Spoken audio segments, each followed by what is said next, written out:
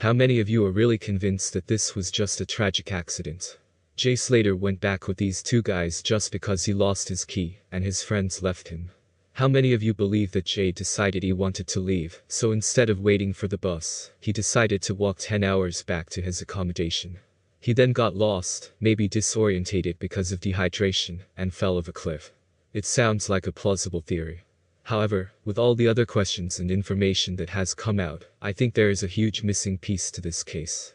We may have just found it, and what I'm about to show you seems that the lost bag theory is correct, and then we know that there is something criminal that went down that night, just hours before Jay vanished.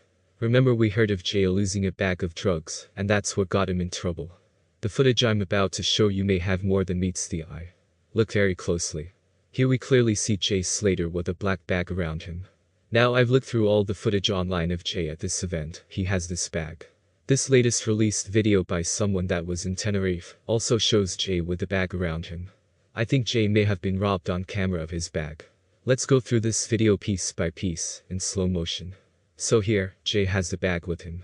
He seems to be turning around and making eye contact with someone in black. The guy with the black t-shirt definitely looks bigger than Jay. Here is the moment that Jay is taking off the bag from around his neck. Then seems to hand this bag over to the guy in the black. After doing so, Jay then walks away, and it looks like he has a worried or concerned look on his face. He turns to look at his friends, Brad and Brandon. It's interesting because if you look at the other guys, they all looking in Jay's direction, so they saw what took place. Here we see them all looking at him, but not really getting involved.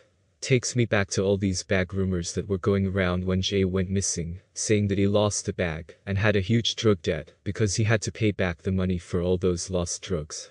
This case still has way too many questions, and it also makes me wonder whether these young kids were being given drugs to sell at these festivals to make some extra cash. It was said that Lucy was involved in this type of thing from early on in the case. So, if we are accurate and Jay's bag was taken here, then even Brad and Brandon know way more than they're saying.